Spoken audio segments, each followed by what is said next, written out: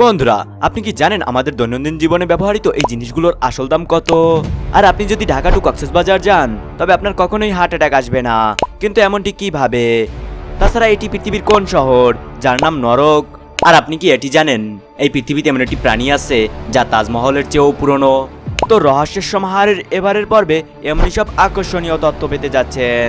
তাই দেরি না করে ভিডিওটি লাইক এবং চ্যানেলটি সাবস্ক্রাইব করে পাশে থাকা বেল আইকনটি অলে প্রেস করে দিন। চলুন শুরু করা যাক। নাম্বার 10, কিভাবে ঢাকা টু কক্সবাজার গেলে আপনার হার্ট অ্যাটাক আসবে না? এটা হয়তো শুনতে একটু বেশি মনে হচ্ছে, কিন্তু এই তথ্যটি একদম সত্যি। যদি আপনি ভ্রমণে যান তবে আপনার হার্ট অ্যাটাক আসবে না। শুনতে একটু অদ্ভুত লাগে, কিন্তু যারা অনেক বেশি ভ্রমণ করে তাদের ব্রেন হেলথ বা মস্তিষ্কের স্বাস্থ্য অনেক বেশি ভালো থাকে। আর সেই সাথে এটাও দেখা গেছে যে যারা ঘুরতে পছন্দ করে বা যারা ঘুরেন তাদের হার্ট অ্যাটাক অনেক কম হয়। এটার কোনো পাকা রিপোর্ট নেই, তবে প্রায়ই এমনটি দেখা গেছে। তাছাড়া এটাও দেখা গেছে যে ভ্রমণ করা মানুষদের ডিপ্রেশন, অ্যাংজাইটি বা এ ধরনের মানসিক সমস্যাগুলো হয় না। অনেক সময় মানুষের এ ধরনের সমস্যা হলে তারা ঘুরতে যায় এবং তারা ঠিক হয়ে যায়। আর এই বিষয়ে আপনার কি মনে হয় তা অবশ্যই আমাদেরকে কমেন্টে জানান। নাম্বার 9, বন্ধুরা, চিটিং বা নকল তো পুরো পৃথিবীর সব স্কুলেই হয়ে থাকে। আর চিটিং মুক্ত রাখার জন্য শিক্ষকরা অনেক ধরনের ট্রিক্স বা কৌশল ব্যবহার করেন। কিন্তু ভাই, আফ্রিকার স্কুলে যা হয় তা হয়তো পৃথিবীর অন্য কোথাও হয় না। এখানে বাচ্চাদের একদম খোলা মাঠে অনেক দূরে দূরে বসানো হয় যাতে তারা নকল করতে না পারে। অবশ্যই এটার পর এই কথাটি নিশ্চিত যে বাচ্চারা একে অপরের সাথে নকল করতে পারবে না। কিন্তু একবার এটি ভাবুন, বাচ্চাদের এই গরমে রোদে খোলা মাঠে বসে পরীক্ষা দিতে হচ্ছে। এটা তাদের স্বাস্থ্যের জন্য অনেক বড় ঝুঁকির কারণ হতে পারে। তাছাড়া এখানে বাচ্চাদের স্বাস্থ্যের কথা চিন্তা করা হয়নি, যা এখানে দেখা যাচ্ছে। নাম্বার 8, মেমোরি বা স্মৃতি তো আমাদের সবার মনে থাকে, কিন্তু আপনি কি কখনো স্মৃতি তৈরি হতে দেখেছেন? অর্থাৎ যখন আমরা কোনো জিনিস মনে করি তখন নিউরন তা আমাদের মস্তিষ্কে নিয়ে যায় এবং তারপরে সেই তথ্য আমাদের মনে থাকে। কিন্তু এইসব তথ্য কিভাবে কাজ করে তার জন্য এই ভিডিওটি দেখুন। ঠিক এভাবেই আমাদের ব্রেনে মেমোরি স্টোর বা জমা হয় এবং আমাদের মনে থাকে। হ্যাঁ, এটা একদম হুবহু ভিডিও নয়, কারণ কোনো ক্যামেরা দিয়ে কার্যকর মস্তিষ্কের এমন ভিডিও বের করা সম্ভব নয়। কিন্তু এই ভিডিওটি অনেক বেশি নির্ভুল, আর আমাদের মস্তিষ্কের ভেতরে সত্যি এভাবেই মেমোরি স্টোর হয়। অর্থাৎ এখন আপনি যে মেমোরিটি স্টোর হতে দেখেছেন এটাও ঠিক এভাবেই আমাদের মস্তিষ্কে জমা হয়ে যাবে। আর আপনি যদি ভিডিওটি এই পর্যন্ত দেখে থাকেন তাহলে অবশ্যই ভিডিওটি লাইক এবং চ্যানেলটি সাবস্ক্রাইব করে দিন। নাম্বার 7, বন্ধুরা, এই পৃথিবীতে এমন একটি প্রাণী আছে যা তাজমহলের চেয়েও অনেক বেশি পুরনো এবং সেটি এখন পর্যন্ত জীবিত আছে। আর এখন আপনি যে জিনিসটি দেখছেন এটি দেখে আপনার মনে হতে পারে এটি একটি সাধারণ শার্ক, কিন্তু এটি একটি স্পেশাল শার্ক। এবং তার চেয়েও বিশেষ কথা হলো এই শার্কটির বয়স প্রায় 400 বছর। হ্যাঁ, আপনি ঠিকই শুনেছেন। যখন গবেষকরা এর উপরে রিসার্চ করলেন তখন তাদেরও বিশ্বাস হচ্ছিল না, কিন্তু এই কথাটি একদম সত্যি।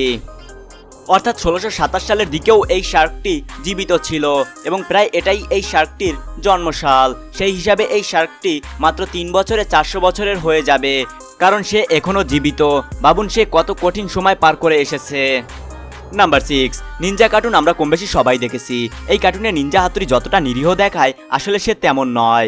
জাপানে একসময় সত্যিই নিনজা ছিল এবং তারা অনেক বিপজ্জনক স্পাই বা গোয়েন্দা ছিল। আর এই কারণে পুরনো জাপানের অনেক বড় বড় জায়গায় অ্যান্টিক নিনজা ফ্লোর লাগানো হতো। এটি এমন একটি মেঝে ছিল যা অনেক আওয়াজ করত। যেমন আপনি এই ভিডিওটিতে দেখছেন, আপনি এখানে একদম শব্দ না করে হাঁটার চেষ্টা করলেও এবং পায়ে যত নরম জিনিসই পড়ুন না কেন এখানে শব্দ হবেই, কারণ এই ফ্লোর বা মেঝে এভাবেই তৈরি করা হয়েছে, যা এখন পর্যটকদের আকর্ষণের জায়গা। নাম্বার 5, হাওয়াই তো আমেরিকার, কিন্তু এটি এখন জাপানের দিকে সরে যাচ্ছে। আপনি বলবেন হ্যাঁ, আসলেই প্রতি বছর হাওয়াই 4 ইঞ্চি করে জাপানের দিকে এগোচ্ছে। আর এমনটি হওয়ার কারণ হলো হাওয়াই একটি দ্বীপ দেশ, এই কারণে এটি সরে যাচ্ছে। আর এটি এত ধীরভাবে সরে যাচ্ছে যে কেউ বুঝতেও পারছে না, কিন্তু কিছু বছরের মধ্যে এটি অনেক বেশি লক্ষণীয় হয়ে উঠবে, কারণ হাওয়াই প্রতি বছর 4 ইঞ্চি করে এগোচ্ছে। আর এভাবে যদি এগোতে থাকে তবে একসময় এটি জাপানে পৌঁছেও যেতে পারে, কারণ এটি অসম্ভব নয়। আজ যত ল্যান্ড ফরেস্ট বা দেশ আছে তা এভাবেই একে অপরের কাছে এসেছে। আর আপনি হয়তো এটি জানেন না যে আমাদের পার্শ্ববর্তী দেশ ভারত একসময় আফ্রিকার অংশ ছিল। নাম্বার 4, বন্ধুরা, আপনি কি জানেন এই পৃথিবীতে এমন একটি শহর আছে যার নাম হলো নরক? হ্যাঁ, আপনি ঠিকই শুনেছেন। আর এই দেশটি হলো নরওয়ে। আসলে নরওয়েতে একটি শহরের নাম হলো হেল বা নরক। অর্থাৎ এখানে আপনি জ্যান্তই নরকে যেতে পারেন। আর এটি একমাত্র শহর নয়, নরওয়েতে এমন আরো অনেক শহর আছে যাদের নাম অনেক বেশি অদ্ভুত।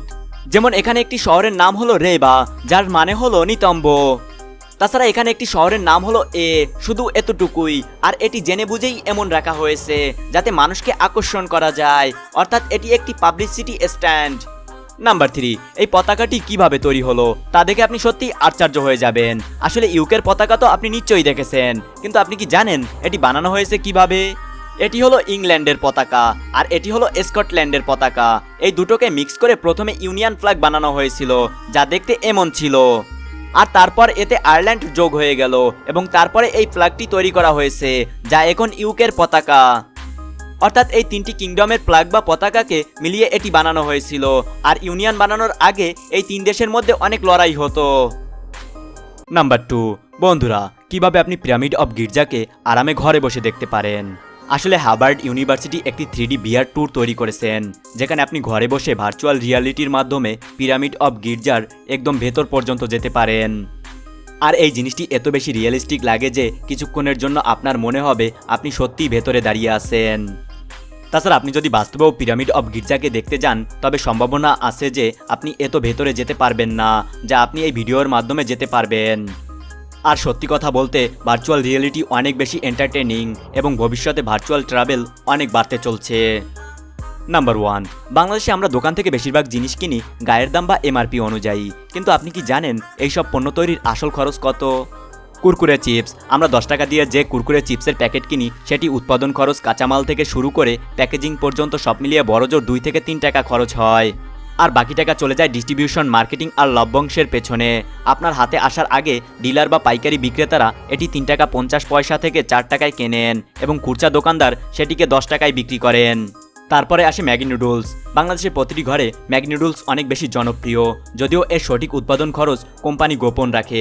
তবে এটি জানা গেছে যে এর রিটেল প্রফিট মার্জিন বা দোকানদারের লাভের মাত্র 9% মতো, অর্থাৎ 20 টাকার এক প্যাকেট ম্যাগি বিক্রি করে দোকানদার বড়জোর 1 টাকা 80 পয়সা থেকে 2 টাকা লাভ করেন। আর সেই হিসাবে প্যাকেজিং ও বিজ্ঞাপন খরচ সহ একটি ম্যাগির প্যাকেট উৎপাদন খরচ হতে পারে 8 থেকে 10 টাকা। এরপরে আসে ম্যাঙ্গো ক্যান্ডি। 1 টাকায় যে চকলেট আমরা কিনি সেগুলোতে কোম্পানির লাভ খুব একটা থাকে না, প্রতিটি চকলেটে বড়জোর 30 থেকে 40 পয়সা লাভ হয়। তবে এগুলো যেহেতু কোটি কোটি পিস বিক্রি হয়, তাই অল্প লাভেও কোম্পানি অনেক টাকা আয় করে। আর সর্বশেষ সাদা চিপস। সাধারণ আলুর বা ডালের তৈরি চিপসগুলো, যেগুলো খোলা বা সাধারণ প্যাকেটে পাওয়া যায়, সেগুলোর তৈরির খরচ জানলে আপনি সত্যিই অবাক হয়ে যাবেন। আর মাত্র 5 থেকে 10 পয়সার কাঁচামাল দিয়ে তৈরি চিপস প্রসেসিং শেষে প্যাকেট ভরে 10 টাকায় আমাদের কাছে বিক্রি করা হয়। আর এমনটি হওয়ার কারণ হলো মূলত কোম্পানিগুলো তাদের ব্র্যান্ডিং, বিজ্ঞাপন আর বিশাল সরবরাহ চেইন বজায় রাখতেই আমাদের কাছ থেকে এই বাড়তি টাকা নিয়ে থাকে। তো বন্ধুরা, আজকের ভিডিওটি এই পর্যন্তই। ভিডিওতে বলা 10টি পয়েন্টের কোন পয়েন্টটি আপনার কাছে সবথেকে বেশি ভালো লেগেছে তা অবশ্যই আমাদেরকে কমেন্টে জানান। ভিডিওটি ভালো লাগলে ভিডিওটি লাইক করুন। আর আপনি যদি রহস্যের সমাহার চ্যানেলের নতুন দর্শক হয়ে থাকেন, তাহলে অনুরোধ করব চ্যানেলটি সাবস্ক্রাইব করার জন্য এবং পাশে থাকা বেল আইকনটি অলে প্রেস করার জন্য। তো দেখা হচ্ছে নতুন কোনো পর্বে। ততক্ষণ পর্যন্ত কিপ দ্য নলেজ।